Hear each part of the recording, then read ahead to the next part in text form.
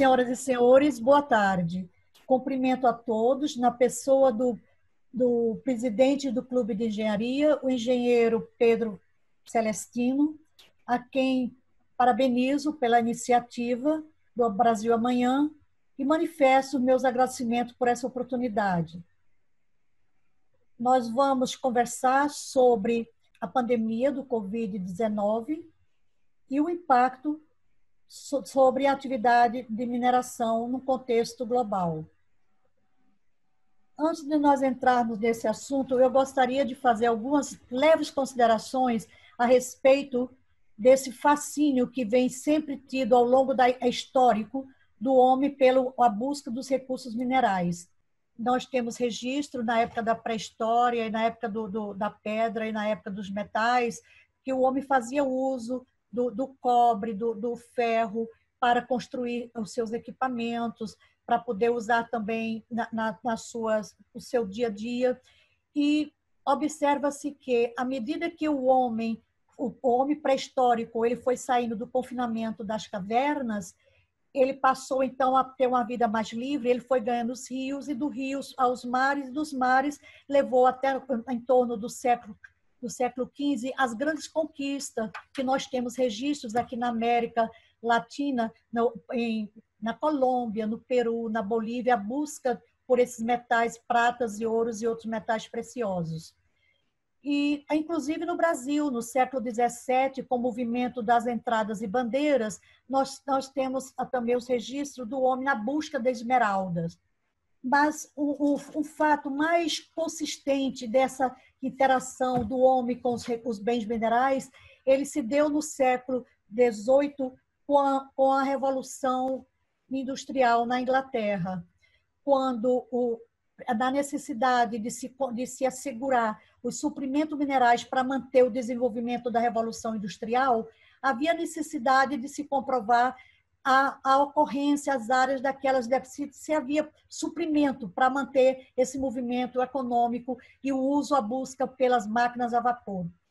Então, daí surgiu a ideia de se plotar em mapa, na base planimétrica, essas ocorrências, e daí surgiu os primeiros fundamentos de você fazer a interação entre as rochas e minerais e plotar numa base planimétrica, que depois se evoluiu para o mapa geológico. Então, era uma visão descritiva da geologia.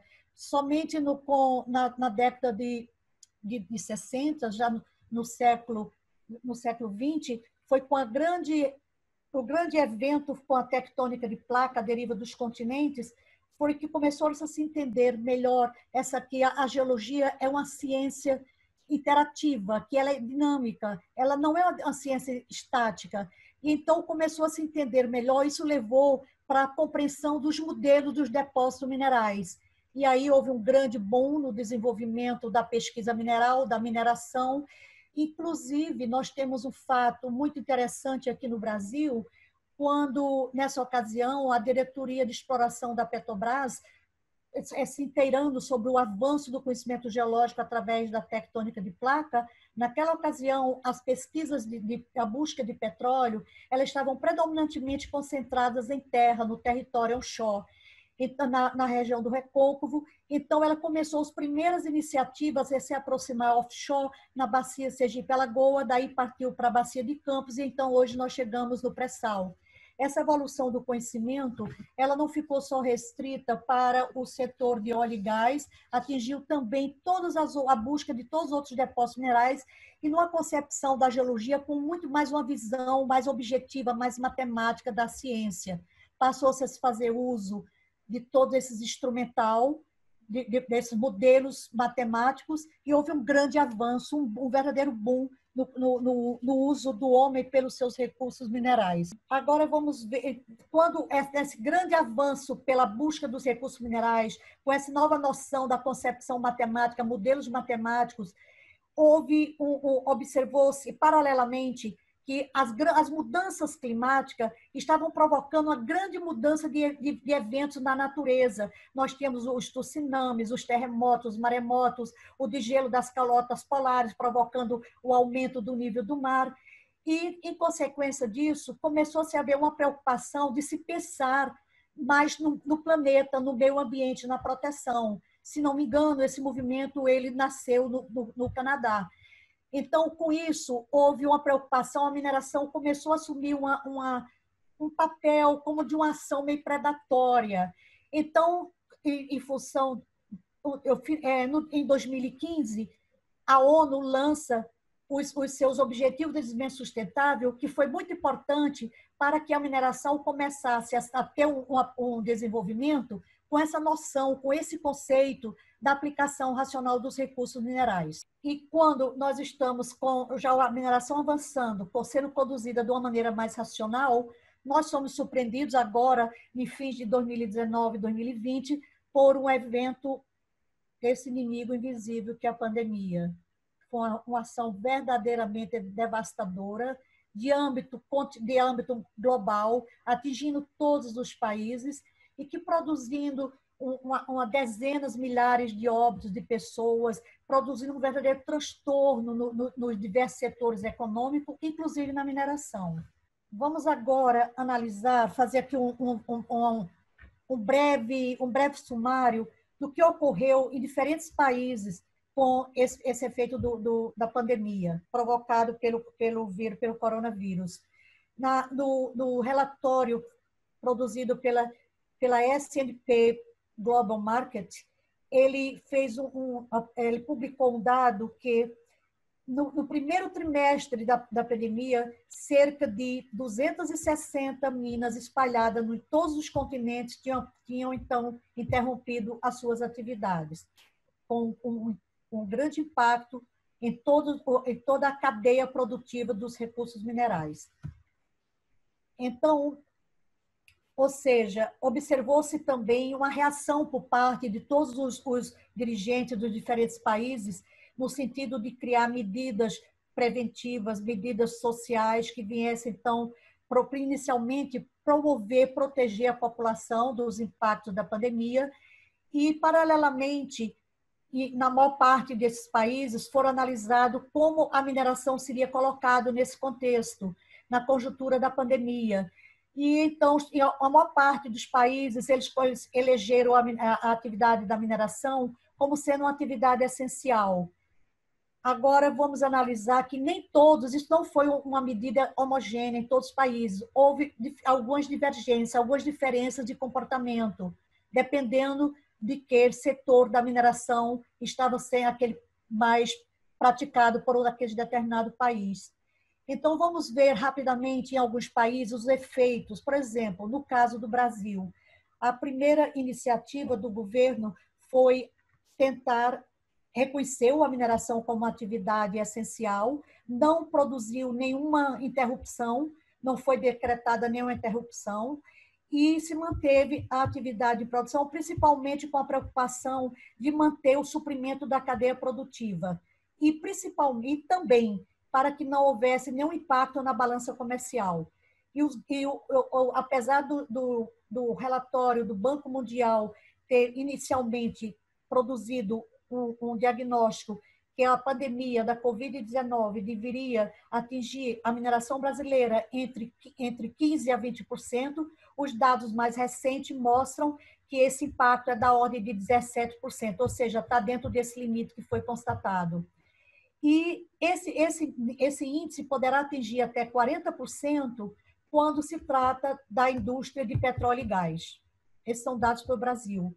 O Brasil tem uma potencialidade muito significativa, extremamente expressiva, onde você tem cerca de 90 bens minerais e que nesses 90, cerca de 29, eles têm reservas medidas que já participam das reservas internacionais, com a variação geralmente de 5% a 10%. E algumas delas com a variação bem ampla, como é o caso do nióbio, que chega a atingir quase 98% das reservas mundiais para esse bem mineral. Entre essas diferentes substâncias minerais mais expressivas no Brasil, nós podemos citar alumínio, barita, estanho, ferro, grafita, manganês, nióbio, níquel, ouro, tântalo, terras raras e vermiculita. É, portanto, um setor bastante robusto e que interessante que a atividade da mineração no Brasil, ela ocupa uma superfície correspondente a 0,506% do território nacional. E se você compara esse percentual com alguns setores, como o setor do agronegócio, que é um setor exitoso no Brasil, você vê que no agronegócio esse índice é de 37%, enquanto que na mineração está nesse nível, entre 0,5% e 0,6%. E se você levar para uma análise, para você ver a geração de emprego por hectare, comparando novamente com o setor do agronegócio, o agronegócio tem uma ocupação de geração de emprego de 0,33% por hectare, enquanto que a mineração tem em torno de 10 empregados por hectare.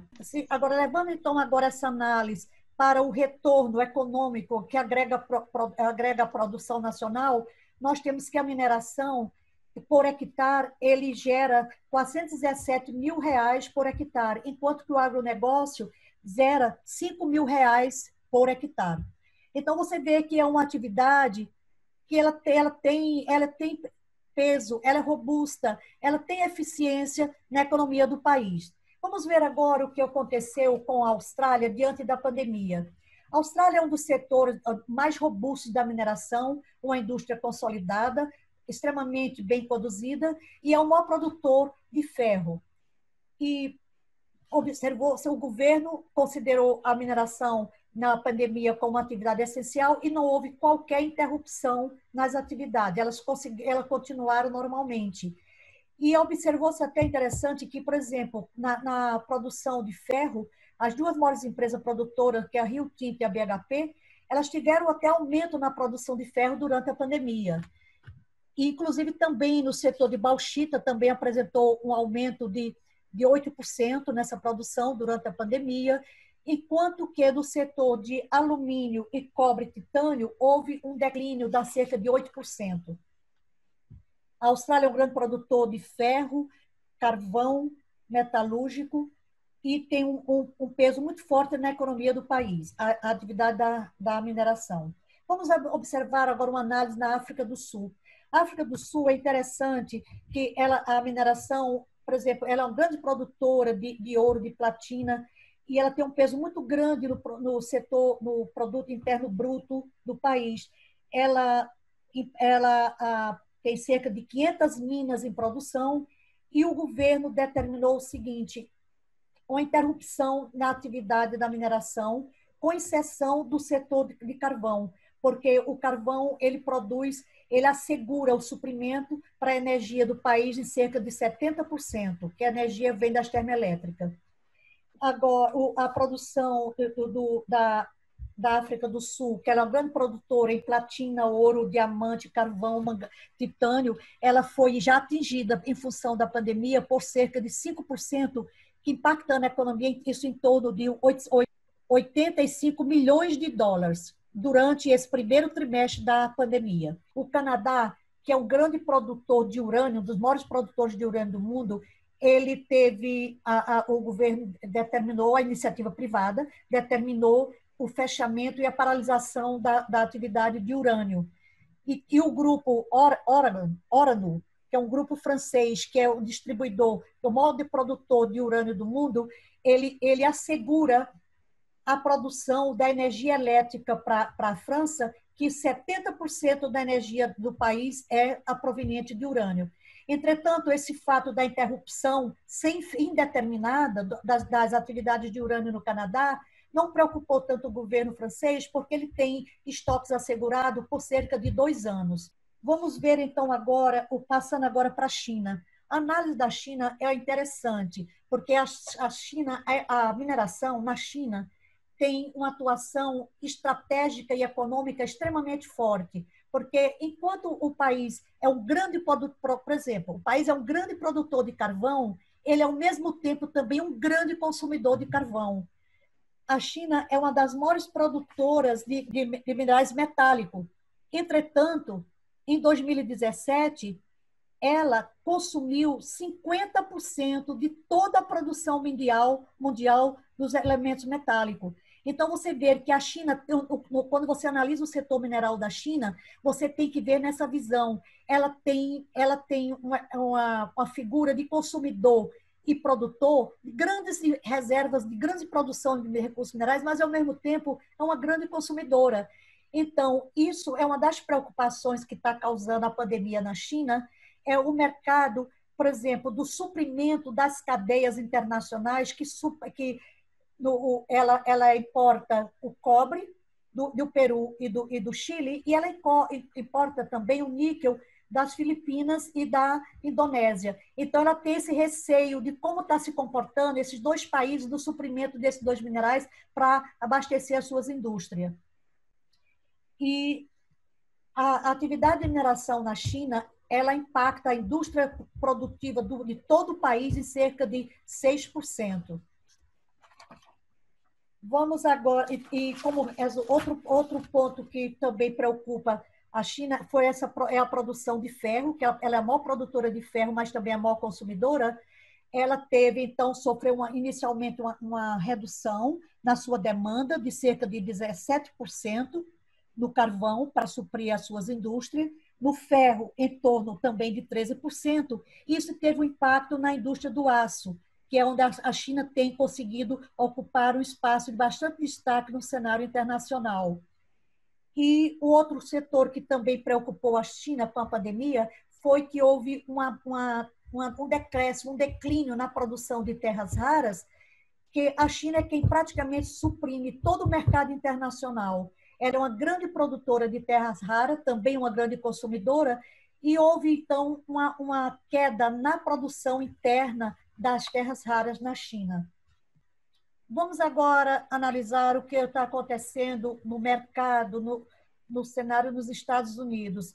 O surto da pandemia do Covid-19 provocou também um forte impacto muito significativo, principalmente no preço dos minerais metálicos. Interessante registrar que o efeito da pandemia nos Estados Unidos, ele foi, comparando com o SARS, a pandemia teve um efeito menor.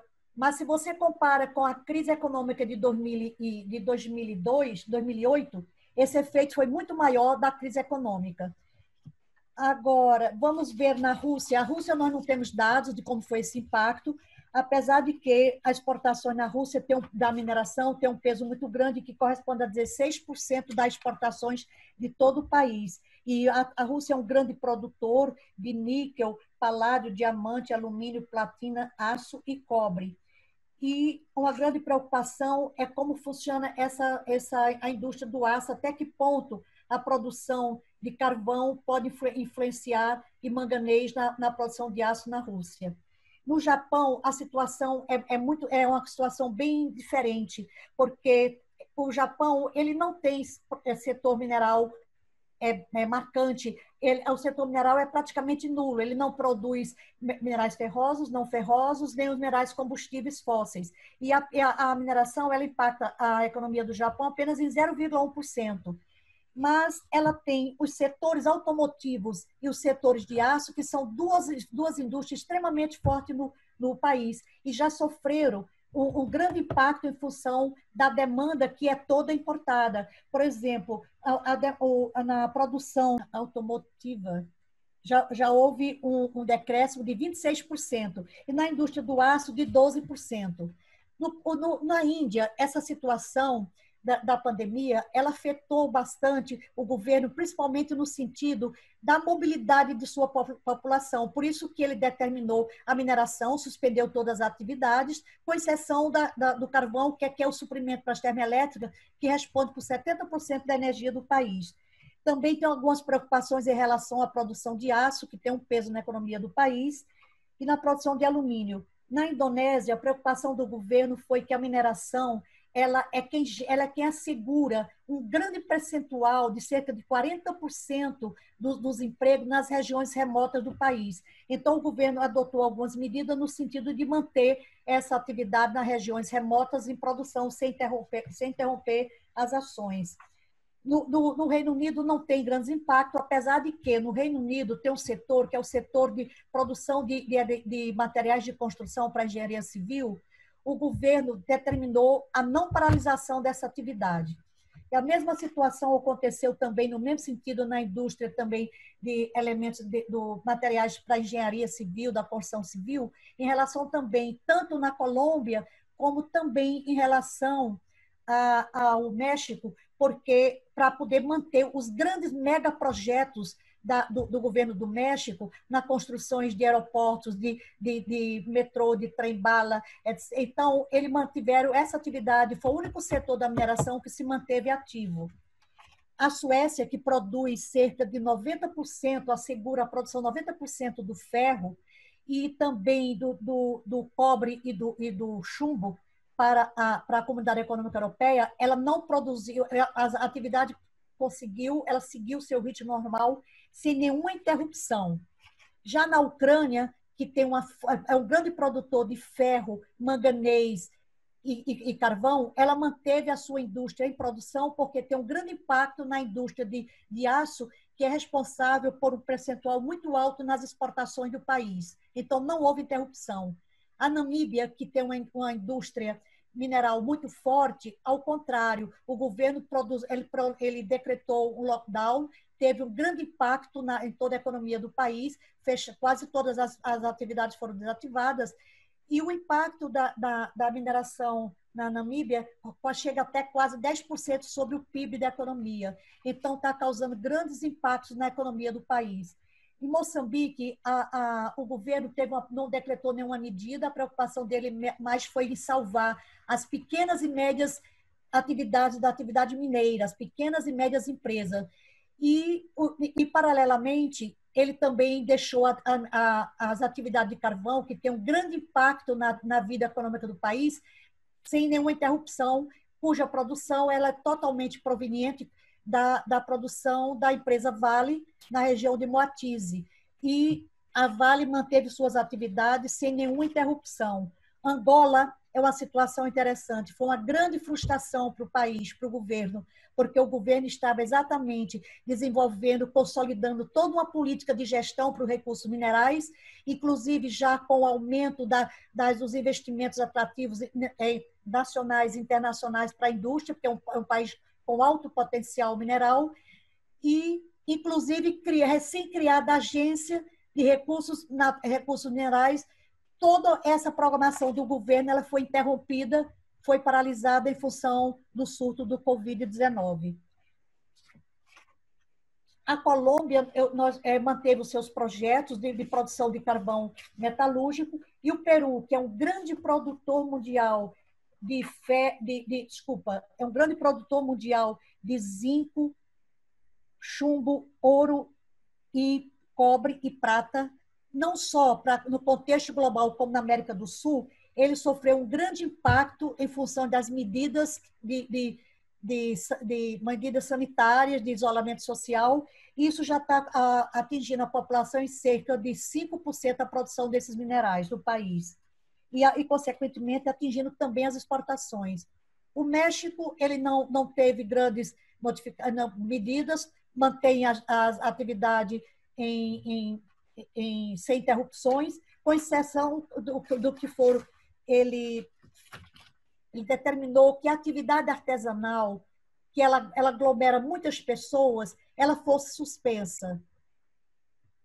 E na República Dominicana, as atividades prolongaram sem nenhuma interrupção, com a produção de ferro, níquel, ouro e prata. A prata sofreu um pequeno declínio de cerca de 5%, mas o ouro, esse declínio também de cerca de 5%, foi compensado pelo aumento que está tendo o ouro agora no contexto internacional. Nós analisamos o sentido do setor mineral nesses diferentes países sob o ponto de vista operacional, da sua mineração, das suas atividades. Mas tem um outro fator extremamente perverso que ocorreu em função já também da pandemia, atingindo o setor mineral em alguns países, que for a paralisação, a interrupção dos grandes projetos de investimento da indústria mineral, atingindo fortemente aqui a América Latina. Por exemplo, é o caso da indústria de lítio na Argentina, que estava vivendo um verdadeiro entusiasmo, onde tinha previsão de injeções da economia do país, o país que já está em crise, tinham previsto uma injeção de cerca de 2 bilhões de dólares no ano de 2020. Toda essa iniciativa foi suspensa. A mesma coisa também aconteceu na Colômbia, nos projetos de pesquisa e de exploração para ouro, com associações com a empresa chinesa que previa acarretar uma produção de até cerca de 12% no aumento da produção de ouro no país. Foi também suspensa essa negociação. O Equador sofreu sensivelmente com o estado de emergência que foi declarado pelo governo com a interrupção de toda a sua produção de produção de chumbo, zinco, prata e cobre, não principalmente pelo fato do não atendimento da mão de obra, mas principalmente no estado de emergência que suspendeu todas as atividades portuárias. Então, as grandes empresas produtoras estão com todos os seus estoques aguardando o escoamento dessa produção. Foi um impacto muito grande na vida do país, do Equador. O Peru também, por sua vez, ele foi muito impactado, principalmente nos investimentos por parte da Anglo-América, nos minerais, na produção de cobre. E junto também, em algum cobre, também com algumas iniciativas já de molibdênio, de prata, de zinco. Todas essas iniciativas, todo esse investimento por empresas canadenses foram também suspensos. E também esse impacto não foi só na América Latina, você também teve um impacto na paralisação desses investimentos na Europa. Por exemplo, a curto prazo, foi um grande impacto sobre a mineração, na atividade da produção de zinco na região do Alentejo, em Portugal. O projeto previa a injeção de 260 milhões de euros. Toda a iniciativa está suspensa. Era por parte de empresas canadenses e suecas. A mesma coisa aconteceu também, uma frustração com o trabalho que o governo estava desenvolvendo para jogar em licitações as ofertas para investimento na indústria do lítio, foi também paralisado. E na região também nós temos um caso que convém fazer referência, importante, nos departamentos ultramarinos da França, como, por exemplo, no caso da Nova Caledônia, onde a Nova Caledônia responde por cerca o segundo maior produtor de níquel, depois da Austrália. Todas as operações, e junto com as operações também de cobalto, todas elas foram interrompidas. Paralelamente, enquanto nós estávamos tendo todo esse impacto na paralisação das operações da mineralização no mundo inteiro, paralisação e suspensão e até cancelamento das operações de investimentos no setor mineral, tanto principalmente na América Latina, como também em Portugal e nos ultramarinos da Espanha, nós também observamos uma série de reações por parte de diferentes governos na injeção de recursos financeiros, tentando amenizar o impacto da pandemia, dos surtos da Covid na indústria da mineração. Por exemplo, agora, no mês de julho, o governo da Austrália ele anunciou um pacote da ordem de 125 milhões de dólares para o Serviço Geológico da Austrália promover um programa, intensificar um programa de resgatar as produções diárias de minerais metálicos. Da mesmo molde, o Canadá também comunicou a concessão de um pacote da ordem de 98 milhões de dólares dirigido especificamente para o caso do programa de mapeamento de áreas produtoras para o assunto da energia.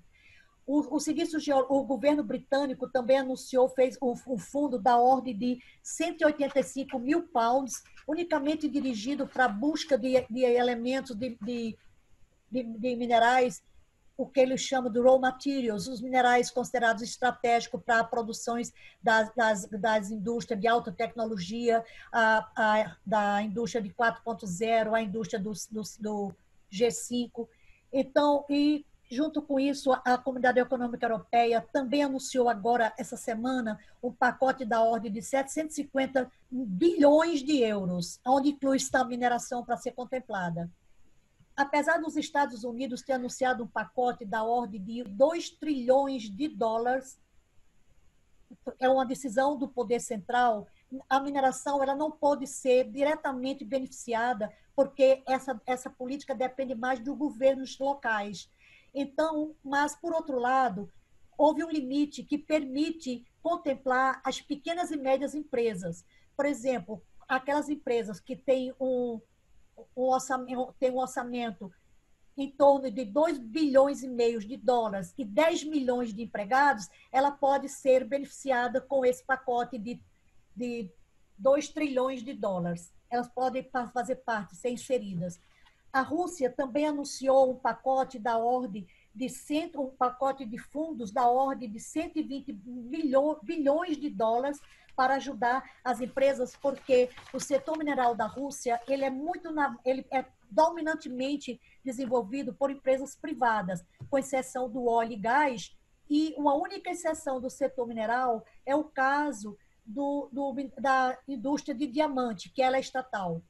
Então, esses recursos vieram, a Rússia que está numa situação financeira muito boa, quando essa relação entre o déficit público e o PIB é uma relação inferior a 15%, então a Rússia ela resolveu socorrer as empresas privadas do âmbito da mineração com esse pacote. A Alemanha, ela um mês antes da se instalar a pandemia na Alemanha, no globo, com seus efeitos devastadores, a Alemanha estava desenvolvendo um programa, o governo alemão, da ordem de 55 bilhões de euros, para fazer uma passagem gradativa da matriz energética de carvão para uma energia mais limpa. Esse projeto já estava sendo discutido no parlamento quando na semana que se instalou a pandemia, então essa política ela foi suspensa, mas é uma política prioritária do governo. E a Suécia também entrou com alguns auxílios financeiros, não diretamente nas empresas, mas principalmente naquelas empresas menores que fazem o papel da pesquisa, de projeto de pesquisa e prospecção. E está com uma série de concessões do ponto de vista de diminuir impostos, facilitar o acesso de licenças do ponto de vista ambiental, ou mesmo também sendo seguido na Austrália, não por uma iniciativa do governo, mas por uma pressão das empresas de mineração que estão querendo que o governo diminua o percentual de royalties, dependendo do que setor está sendo produtivo. E a Indonésia, que também tem uma participação muito forte no setor mineral, ela está concedendo incentivos no sentido que 30% de todo o maquinário importado, ela tem uma redução de 30% do seu preço nos impostos. E o Irã também, ele jogou um pacote da ordem de 52 milhões de dólares para auxílio às empresas, principalmente produtoras de cobre, que foram recentemente instaladas, já no pós-pandemia, já foi uma iniciativa do governo. E outra decisão do governo do Irã interessante é que ele autorizou que as empresas de mineração apresentem suas ofertas na Bolsa de Valores para serem negociadas as ações dessas empresas do setor de mineral, haja vista a importância que o setor está assumindo na mineração no contexto do país. Um outro ponto muito preocupante nesse meio financeiro no setor que nós vamos ter que enfrentar, que o setor da indústria mineral está enfrentando, é o impacto financeiro que vão sofrer todo o preço das commodities. Todas elas estão em declínio, com exceção do ouro, que é o esperado, em função da característica que o ouro tem como uma característica de poder monetário. Então, nas épocas de crise, sempre a tendência é o contrário. Mas, por outro lado, já está previsto, os dados estatísticos, os estudos já anunciaram um aumento de 5% no preço do ouro e até dezembro de 2020, os estudos estão assinalando que esse aumento deverá chegar a atingir a ordem de 15% no aumento do preço do ouro.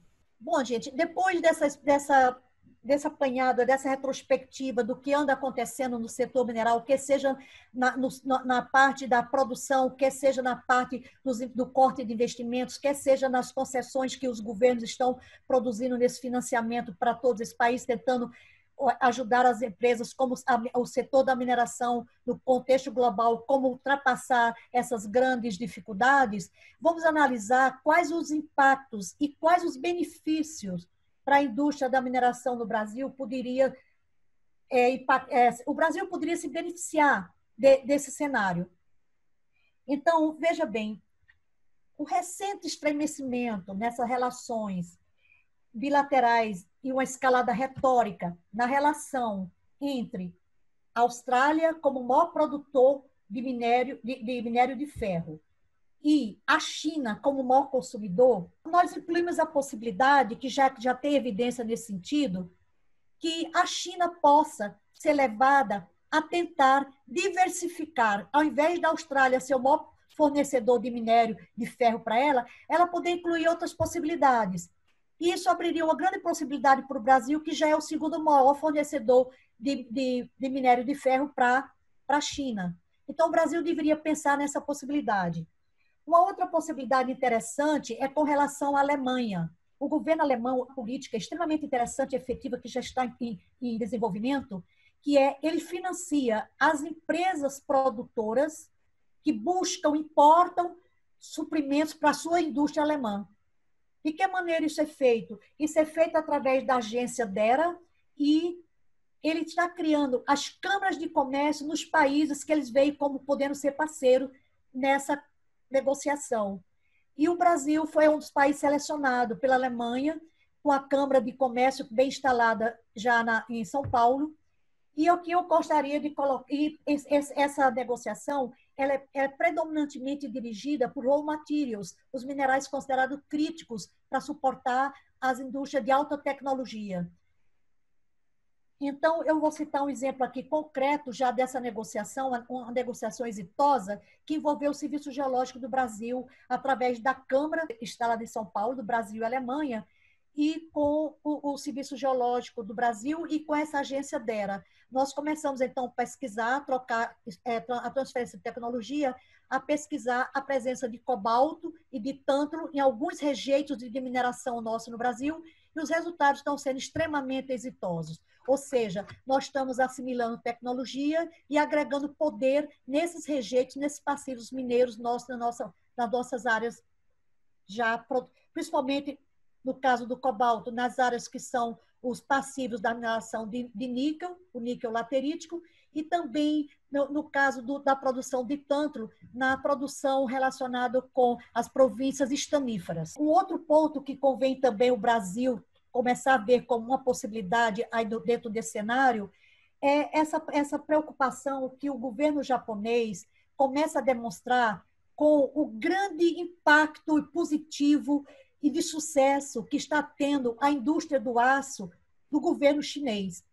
Porque, veja bem, até durante esses últimos 20 anos, a empresa ArcelorMittal, ela foi líder na produção de aço no mundo inteiro. E há cerca de 1 ano e meio, essa posição foi assumida pela estatal produtora de aço do governo chinês. Então, como o Japão ele tem uma grande dependência de aço, ele começa a se preocupar com essa movimentação dessa posição importante que está assumindo a China na produção de aço. Então, como em função da pandemia, a produção do Brasil para o Japão em ferro, para a sua indústria de aço, ela teve um impacto, ela foi reduzida em 12%, em efeitos pós-pandemia. Seria interessante o Brasil começar a resgatar essa possibilidade e, por outro lado, o Japão já vê já existem algumas iniciativas nesse sentido, que é bem-vindo essa possível parceria de aumentar essa participação do Brasil nessa negociação de prover o carvão e os outros elementos necessários para a indústria, alimentar a indústria de aço japonesa. E aí, junto também com o Japão, é importantíssimo o Brasil também incluir a possibilidade de discutir com o governo japonês como tornar a presença brasileira mais efetiva na produção de terras raras. A China, ela produz cerca de 90 e poucos por cento, ela segura o suprimento de 90 e poucos por cento da indústria de terras raras, enquanto que o Brasil ele detém 12% das reservas e que o Japão ele criou agora uma política específica estratégica para poder, unicamente dirigido Como ele vai usar esse fundo é uma política que chama-se Ampliação dos Estoques Nacionais de Terras Raras. Foi criado para poder ver se ele se aproxima de outros países que também sejam produtores de terras raras. E como o Brasil tem 12% dessas reservas, seria um outro campo que também se abre para o Brasil tentar conseguir alguma oportunidade de investimentos, de parcerias de terras raras junto com o Japão. E, ao mesmo tempo, eu também gostaria de citar um outro campo que se abre para o Brasil, que vem exatamente de encontro a essa política que o governo acaba de instalar no Brasil, de começar a resgatar a pesquisa de urânio. O Brasil é um grande produto, é um potencial, já tem a sexta maior reserva de urânio, e apenas um terço do país é prospectado para urânio. Então, o governo começa agora a nova política a colocar o urânio como uma das prioridades da pesquisa mineral no Brasil. E é uma proposta extremamente interessante, porque nós temos uma potencialidade muito grande, porque apenas o Brasil já tem a sexta reserva, com apenas um terço pesquisado do país. Então, aí começa a se abrir uma possibilidade muito grande para o Brasil desenvolver uma indústria dirigida para toda a cadeia, contemplando toda a cadeia do urânio, para atender provavelmente esses países que estão querendo substituir as suas matrizes do carvão por energias menos poluidoras, como é o caso da Alemanha, que já tem esse fundo de 55 bilhões de euros unicamente para atender essa política. Então, o Brasil precisava ter uma política mais bem consolidada, mais efetiva, para tentar ocupar esse espaço na produção do urânio nesses países que querem essa substituição da matriz para uma energia mais limpa, substituindo o carvão pelo urânio, poderia ser uma das possibilidades. Uma outra ponte que também se abre muito forte, é que eu tive a oportunidade de colocar para vocês, que a indústria de lítio, predominantemente na América Latina, em Portugal, ela está sendo duramente afetada, foi afetada com todos os investimentos paralisados. O Brasil poderia também ter um programa específico para esse caso da produção do lítio, com as iniciativas privadas, que o Brasil tem um potencial fantástico para a produção de lítio, no condicionamento mais ligado aos pegmatitos, enquanto que na Argentina, que seria é mais ligado a um condicionamento geológico diferente, mas o Brasil já foi comprovado a viabilidade econômica da produção de lítio a partir dos pegmatitos. E o Brasil deveria se preocupar com essa produção, com essa indústria do lítio aqui no país, que tem um campo extremamente vasto para ele ocupar agora no pós-pandemia.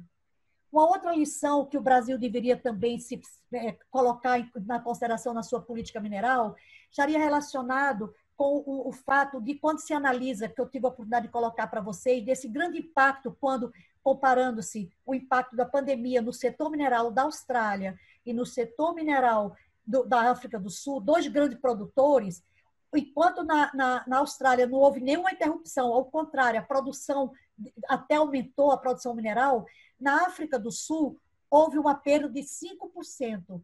E analisando isso está diretamente ligado ao fato de que a Austrália tem uma indústria totalmente automatizada, robotizada, enquanto que na África do Sul ela é muito mecanizada ainda e tem uma mão de obra que emprega uma mão de obra muito expressiva. Aí é um ponto também que tem que ser analisado com cuidado.